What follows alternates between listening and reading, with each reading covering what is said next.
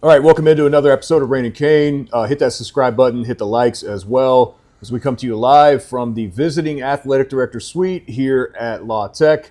We like to refer to this as the Soups Cash version of the Rain and Kane show, where you can see you got chairs like this that are inside an athletic director's booth. Like, why wouldn't you try to take advantage of them? And I think that this might be one of the better setups, at least through the first couple of times that we've tried this so far. You know, for what they have done here at the Joe AI Stadium, I think is how they pronounce it.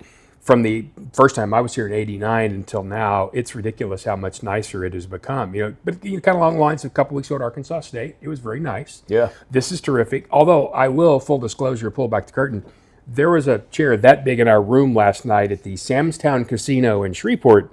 When I walked into our room, Jeremy was sitting there like pretty much like Kingpin from Daredevil, Yes. for the most part, just looking for a cigar. I told you the only thing that was missing was I needed a Monte Cristo at that point. I needed like a smoking jacket like Hefner. I was a little bit concerned with the stain that was actually on the armrest on that chair.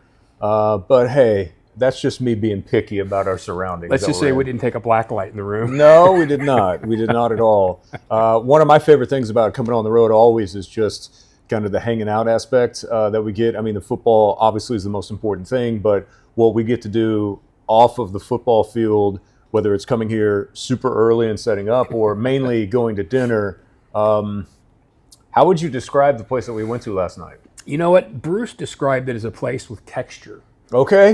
Herbie K's like opened in the 1920s, and it is in a part of Shreveport, and there are a lot of parts of Shreveport like this where you really don't want to go without a police escort. Matter of fact, our police escort warned us getting out of the bus yesterday. This is what a state trooper, told us before we got out of our rental vehicle. He said, Shreveport will smoke Tulsa.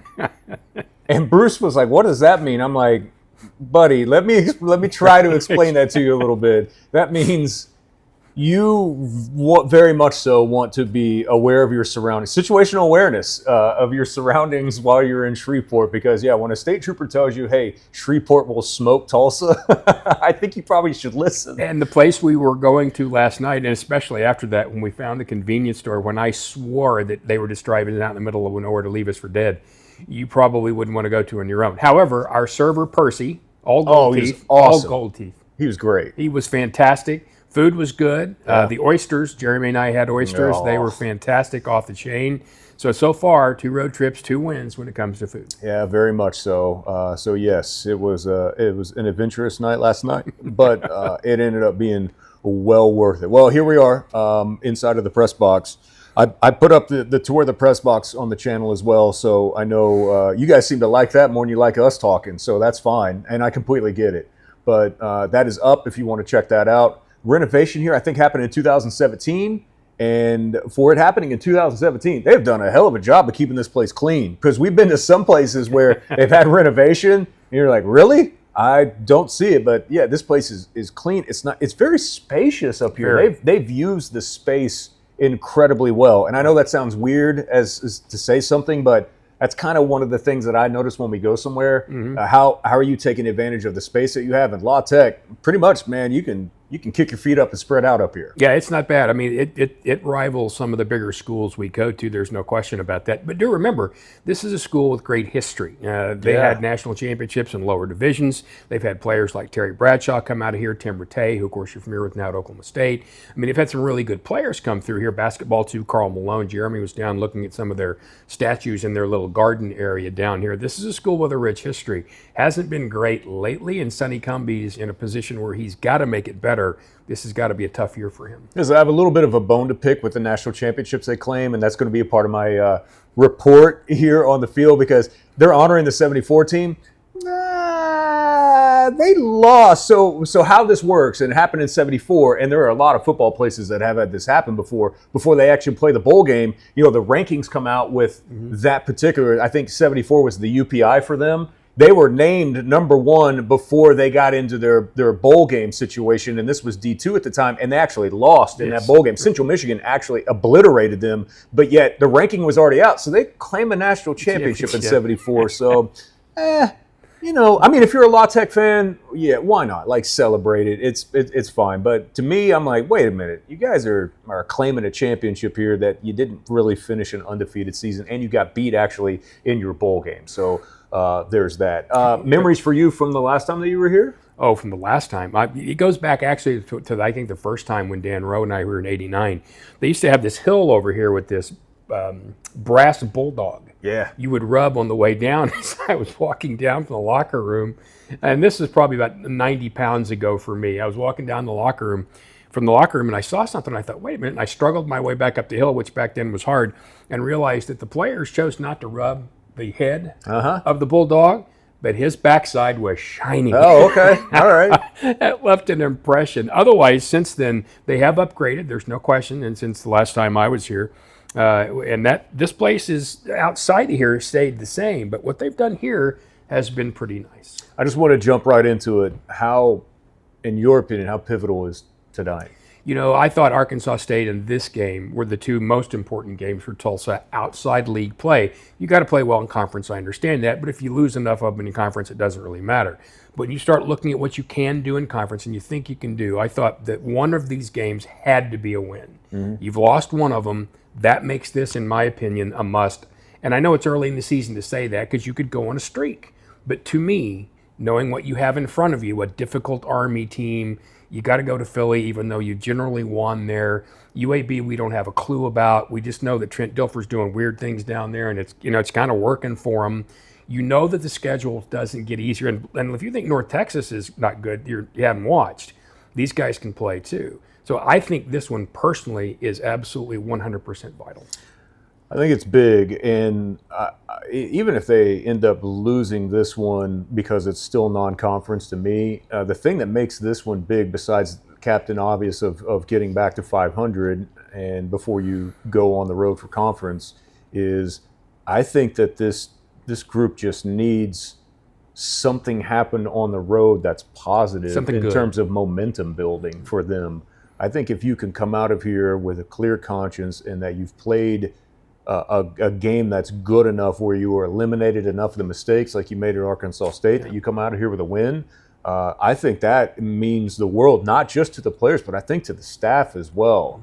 And, they're kind of in this period where, and you've heard Kevin Wilson say, we've got to play the young guys. We've got to play the young guys. As a matter of fact, if that was a theme from last Monday, or if I had to pick a theme, that would have been the theme from his press conference, was playing the young guys. So still a very young team that if something good happens and they can get a win under their belt here on the road, that gives me that much more hope, not just for final record-wise, because I'm kind of like the way that Kevin was on Monday where he was saying, in the headset, someone said, hey, at least we didn't get a shutout. And Kevin's like, I don't care about the shutout right now. I just want to get better. Yep. A win does so much here to just make you better in general. Oh, there's no doubt. And there's a lot of things that play into this, too, from a trip like this. In Jonesboro and here, and you may not think this is a big deal, but it can grind on you. So you land in Memphis, you stay in Memphis, you drive an hour and a half. You lose, you got an hour and a half back on the bus just to get on an airplane to get home at 2:45 in the morning. You lose this one, and you drive an hour plus back to Shreveport. That kind of thing really weighs on the psyche of a young football team. A lot of these guys, when you talk about playing young guys have to learn to travel too. Yes. And this is different than anything they've done in high school. You're gone longer. There's so much more you have to focus and try to focus on. Night games, you're at the hotel a lot during the day. You got an hour bus right over here. I mean, I think it's important, obviously, to win because you need to win. I think if you had two of those kinds of road games and you had that kind of pall that falls over you as you do that thing again, driving back and going through the flights and all that, I mean, I think it takes a mental toll. Yeah. Who has to play well to you? Oh, I think, first of all, the offensive line has got to play well, but so does the defensive line. The pressures haven't been there. Now, they've played well. They've tackled well. They've held up, but they've got to pressure quarterbacks. And this group here, these guys out here are as close to real Mouse Davis run and shoot as you can get. They're going to throw it around the yard. You may not get a lot of chances to get to them. You better. Your corners have to play well, and especially there's a wide receiver, True Edwards, who can he's become a really good player, and I think those things have to happen. What was Spurrier saying? La Tech runs a unique defense, so you're going to see a little bit of something that you quite haven't seen a whole lot of. shades a little bit, I think he said, of East Carolina. We won't go into details of specifics or anything to say, but it is a different look defensively that La Tech has, and he felt like that they had a pretty good game plan for this. I said in our podcast, I think there were a lot of people that need to elevate their level of play, whether that's offensive line, whether that's wide receivers in general, outside of Cam. Someone else has to step up. I know the tight end group hasn't been healthy. And they've had a lot also on their plate trying to help the offensive line come along. As we move further, though, this to me, through the course of the season, is about the time, you know how week 1 to week 2, most improvement. Now is when you should be starting to put it all together and have those moments of quality play. And if so, I mean, that's when the young guys who have played start to figure it out. You'll see young people, a lot of times young players are really good, and then they struggle a little bit, and then they're really good again. It's that in-between time when they're starting to figure it out, when they kind of go slower, and that's how the game can actually do that to them. Hopefully some of those guys, because I think Kevin said it best as he said, if I'm not going to be great, let's be great young. Yeah. And know that you have a future, because some of the guys that are older, and nothing against them, we want them to play well too, but you know what you're going to get. They have been what they have been. The young guys, you don't know yet. Yeah, and I think you go back and you look at what some of the young guys did, and also from things that we've heard is I'm always kind of looking at what the toughness groove that has been set, and some of those young guys were out there and they were making some pretty good plays, going across, smacking people, and the defense is built on, and football in general, like you're not going to be successful unless you're tough. This is a sport of tough guys.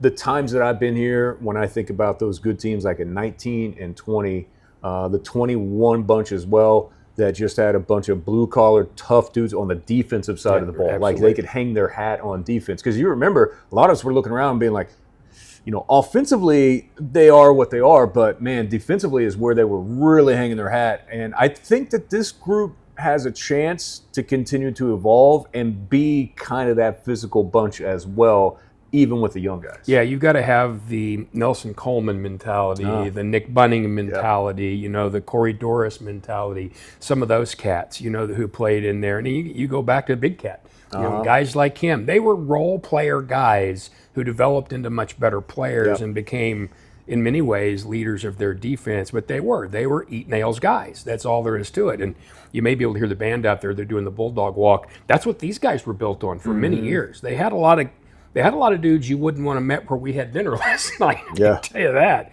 And they kind of built on that they would just scare people. They were tough. Tonight, that Tulsa's got to turn that into their side of the ball.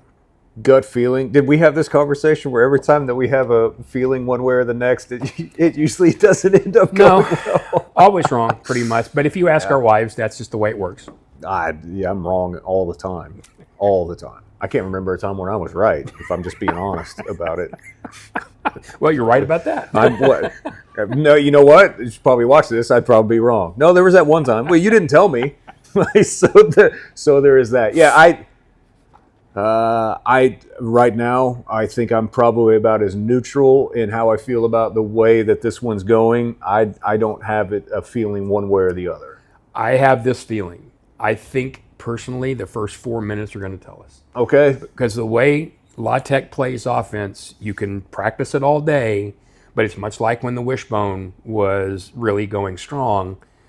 If you can practice it, but if you don't run it, you can't do it like they do it. And this is more of a run and shoot. And even though not everybody on this team is Timmy Chang's Hawaii run and shoot or that kind of thing, they can still play it. They practice it every day. You don't practice against it every day. I think it makes it a lot harder. There's no question about that.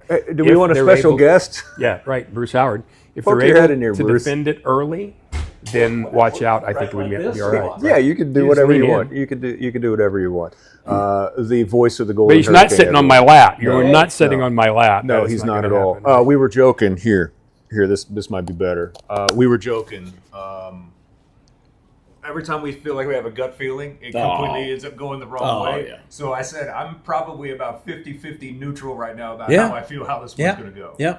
I'm 50-50 as to any pick I can make at all whatsoever. I mean, it's just, it's like, but that's what's great about it. I mean, What if you knew you were going to win 56-3? It wouldn't be fun. You know? Yeah, it I mean, would. Yeah, it would. Come on. You'd be all worried about where you're going to go to eat rather than the game. 56-3 every day of the week. I'm never worried about Because where then you I have a eat. happy sideline, right? You know? Exactly. Real quick, I asked Rick who he feels like has to play well. Tell me who you think has to play well today for Tulsa tonight. Well, I think Kirk has to, but that's reflective of the offensive line. Kirk Francis has to, but I think Zion Steptoe has to play well. Zion Steptoe has to take a little pressure off. He's got to get open, and that'll help unlock things. You know, obviously they've got to run the ball, but who knows? I mean, this is, you know, and you guys have probably already talked about that with North Carolina State, you know, not playing very well today, so that puts a little luster off of how well they played last week. So who knows? You know. A very nice press box, though, right? Oh yeah, outstanding. They've done a very nice job with that. Now we have to open the windows yet, so we'll see how that goes. We're going to knock your backpack off and all the other crap that you put over there in the, you know. But yeah, you know, all good. All good. Put my backpack in the way the windows have to open like in an accordion style. But here's the thing, though. I did that because knowing we can't open the windows yet because there's this giant sign on the wall. Like, welcome to Louisiana. When the windows open, the air conditioner automatically turns off. Like, what? Come on. You live in Louisiana. Like, air conditioning needs to be in everything here, no matter what. There's a reason God had us invented. Yeah. Now they did say this. They said if you leave if the air conditioning does stay on while the windows are open, it'll drip on you. You know where we're broadcasting from. So I'll take that. take the drip and the cool, or the, you know. That's awesome. All right. As I said before, hit that subscribe button. We appreciate it. We're not going to take up too much of your time, but look for a full recap. I'll have Kevin Wilson's post game. Any player that we have as well, we'll throw it up afterwards. Again, then we got like an hour drive back to Shreveport, back to the airport. If we win, I said this last time. If we win, we will crack this open and we will do one of these on the way back as Bruce is driving back. So we'll have a little celebration in the car with a little post game show and get Bruce's thoughts not only while he's driving, but also while he's sure trying that's to a great give us idea. post game as well. You're my navigator, so you're going to be doing that. You know, this is my traveling Chadish here. You know, I mean, he's the guy that you know, and had me going the wrong way on a one-way street earlier today. No, that was my fault, actually. That was my bad. Well, and then we both called each other bad names, so, and we'll leave it at that. Being On in the the road back with the seat, king. yeah, being in the back seat of the car, it's kind of like when you were a kid and they said, "Hey, I'll turn this car around," except we're saying it from back there. And I have taken on the role officially that Bruce had when DT used to drive. So that's fun. All right, we'll see you after the game. Appreciate you tuning in. Hit the subscribe button, and thank you for tuning in to Rain and Kane. I'm assuming you come to get me to record. I just wanted to see if you were done. All right.